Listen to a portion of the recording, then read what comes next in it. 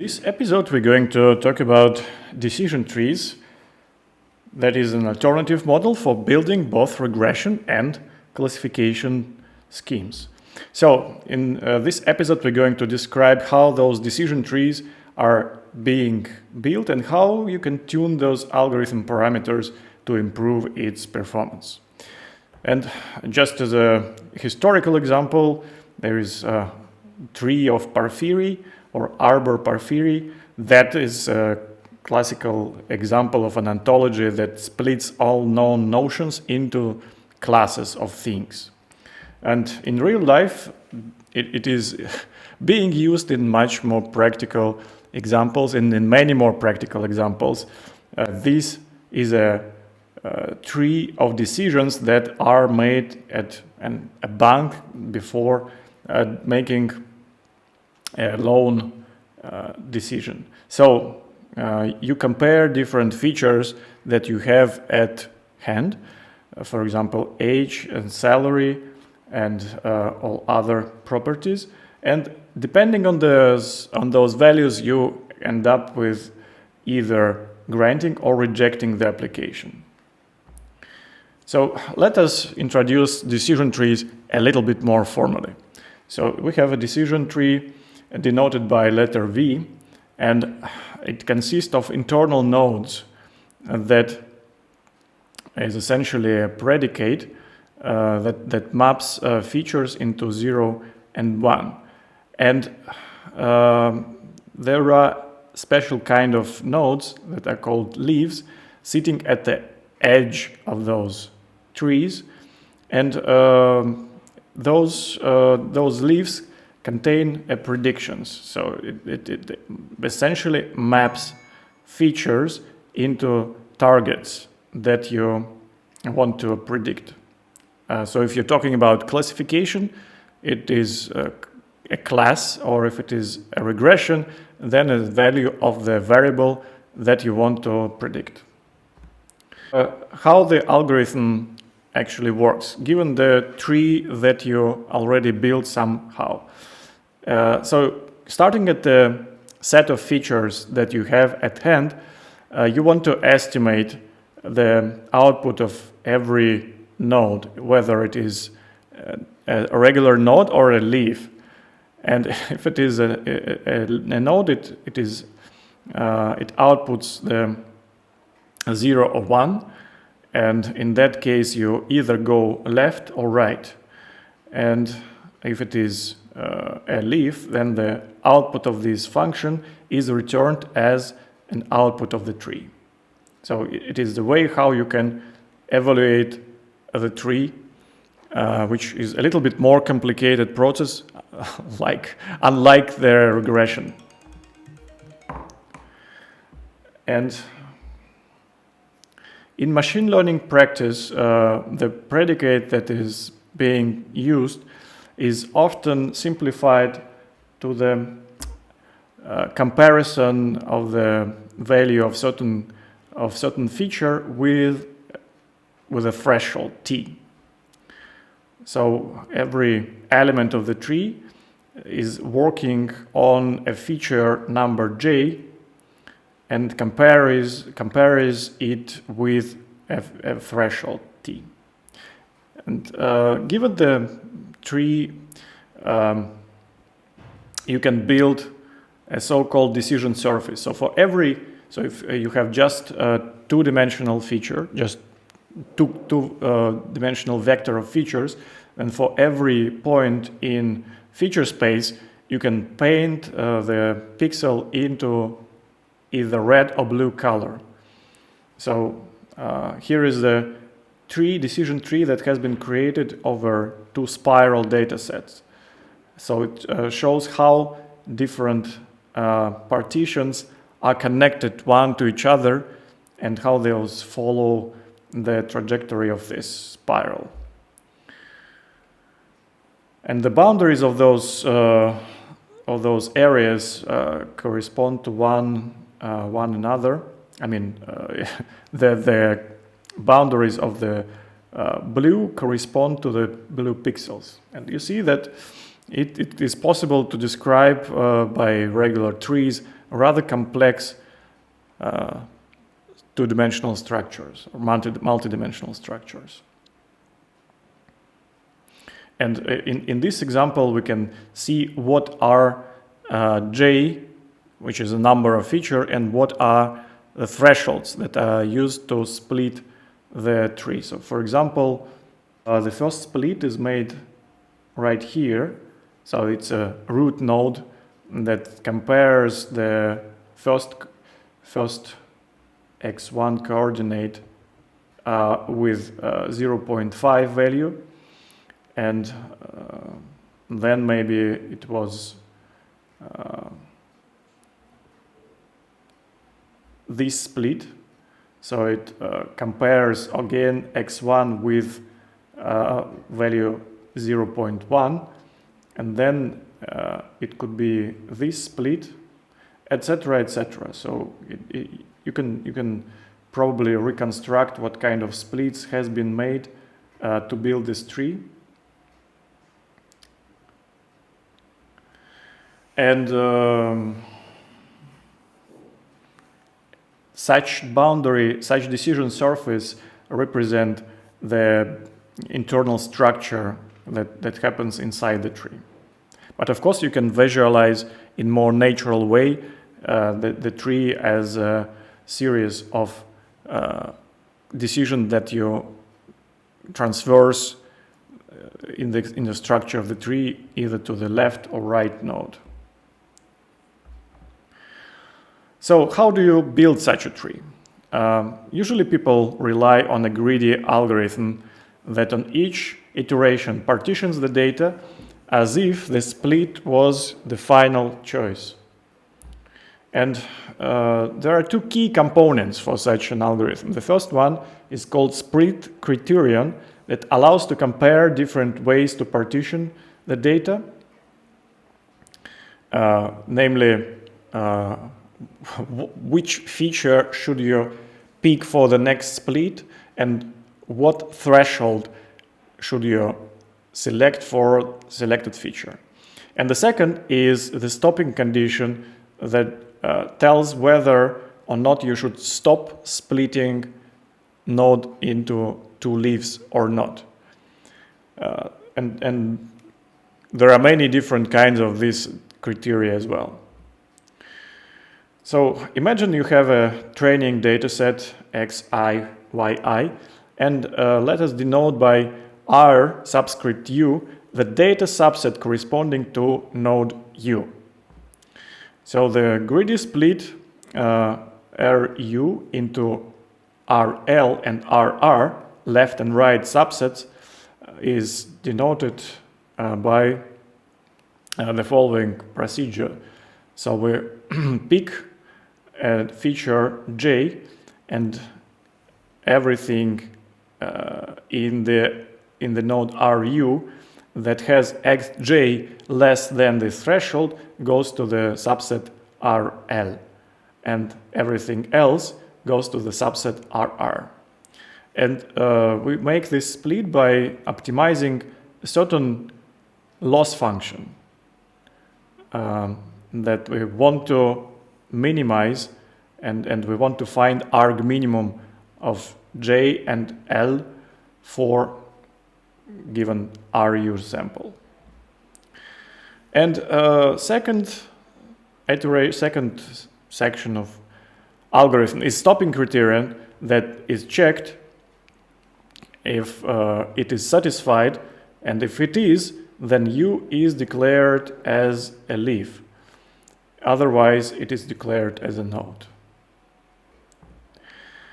So in the latter case, we create a corresponding node to the predicate and repeat the step 1, 3, 4, both children nodes that has been created. And the output of this algorithm would be a decision tree that consists of those nodes and leaves. So what should be the loss function that we pick for splitting every node? So you see that given the initial distribution of elements in the upper node, we can make the split a little bit differently. Whether you see on the left a mixture of yellow and red, or you can split in such a way that children would have very pure samples of the red and yellow labels. So you would prefer making such trees instead of making trees that has a mixture, because in the right kind of trees, the particular falling into particular node means that you got a very good confidence in the decision that the features that you give as an input to such a tree would correspond to those yellow dots that are somehow similar to each other. It means that if you get into such a leaf, your set of features would be similar to those yellow dots. So the degree of the purity is defined by a loss function, or impurity can be defined by such a loss function. Actually, we compare the purity of the parent node. So in that example, we denote it as RU with the impurity of its children, RL and RR. So we want to specify a predicate that we want to optimize, and intuitively you can say if we have a degree of impurity HR, so we want to be impurity of parent node should be much greater than the impurity of its children. So going from parents to children, you became much pure. So you want to maximize the difference between such impurities. So what kind of impurity criteria could you use? In general, it could be a loss function with respect to some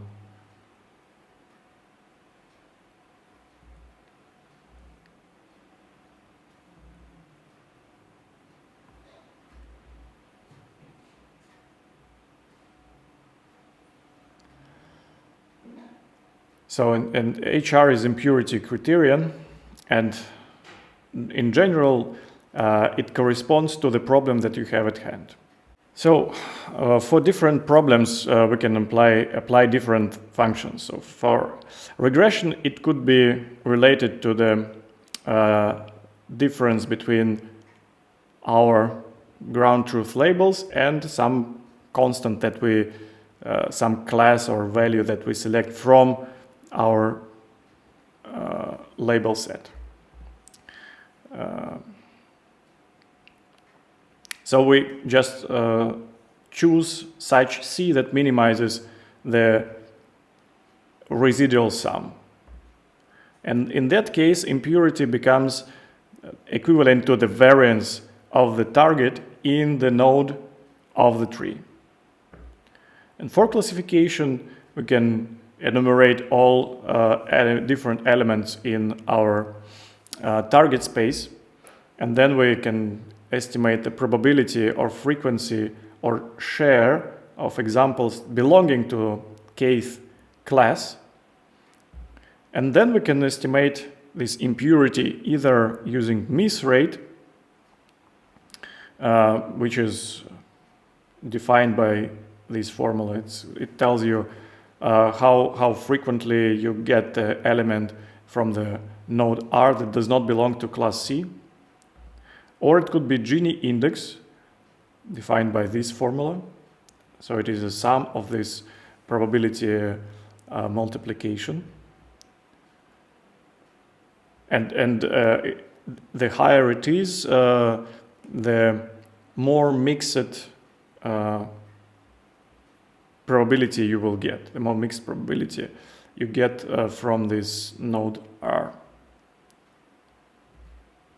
Or it could be cross entropy that shows, well,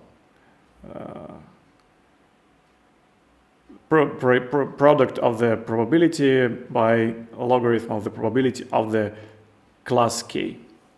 For you can compute it for every particular node, or you can compute it for the whole tree that you're building currently.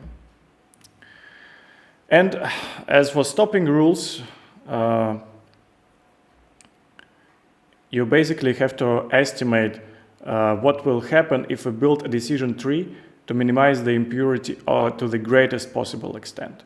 And trying to answer this question, you end up with the answer that such tree will end up with 100% pure tree leaves up to single example, that leaves that would contain just a single example. And let's see how it works initially. So at the first step, we make a selection of the whole data. So it's a 0th node, and we select the target. So select the feature Y and the threshold 0.381. And you see the Gini index that we compute equals to 0.5. So we have 200 samples, and this is it. So then we make a split, and in the left node the Gini index equals to 0.324. In the right it's equals to 0.58. And you repeat this procedure until you get to the next level, and you see on the right it shows the corresponding adjustment of the decision tree boundary to the 2 more nodes. So you have, or four more nodes. So now you have 7 nodes in total with corresponding Gini indexes and values of different classes in such node.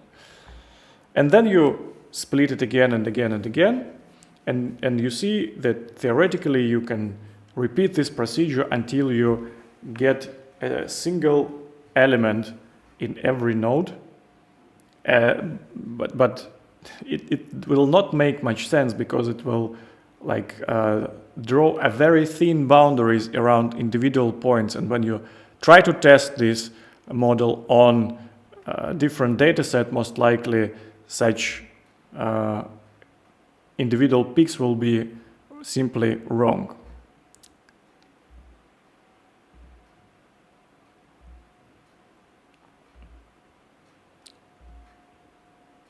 Okay, so this process get very high area on the ROC curve on the training sample, but you see at some point it started to decrease the testing accuracy that we saw in the previous episodes, which is a clear sign of overfitting. So we can define such rules that would somehow regularize trees from overfitting significantly. And different choices that you can pick is restricting maximum depth of the trees, or restricting minimum number of objects in a single leaf, or maximum number of leaves in the whole tree. Or we can ask to stop if all objects fall into the same leaf. Or we can constrain quality improvement. So we stop improving when the quality gradient becomes too slow. So we don't see a progress by adding more levels to the tree. And typically this criteria is selected by try and fail approach. So you select specific number of tree depths, or select specific minimum number of objects in the leaf, etc. And picking those numbers give you a certain performance, and then you test it on a validation sample, and you end up with some comparison which shows how different configurations correspond to each other on data that you have at hand. One of the approaches that can simplify overfitting, can mitigate overfitting, is called tree pruning. So we basically learn a very large tree, overfitting the training set, and then we go and remove unnecessary nodes that make this tree behave poorly. So it usually leads to better results than simply learning a smaller tree. So the question would be for you, why do you think is it so? So the summary that covers this set of slides on decision trees is basically the following. So decision trees allow you to build a simple and interpretable model that can be applied both to regression and classification problems. And it doesn't require much preprocessing of the data. So in particular, you don't need to think about the scales of the features, because it doesn't matter if you split the data in the middle of the range, and the range goes from 10 to minus 5 to 10 to 5, or if it goes from 0 to 1. So you just split it in the middle, and you look just at the distribution of the values according to the features. So you don't often you don't care about the pre-processing of the dataset before feeding it into the tree. At least not about scaling. So you can, of course, do this to remove meaningless items, or remove zeros or not available items. That does make sense. But the performance of such trees is not the best, because you have to think carefully about choice of criteria, of stopping criteria or splitting criteria, and those often depend on the problem and data you have at hand. And the performance also difficult to control, because you can easily overfit the tree. So despite the fact that you can prune a heavy and big tree model, it still is very prone to overfitting, and you have to be very careful. Or you have to listen to the next episode, when we're going to talk about ensembles that combine many trees into a single learner.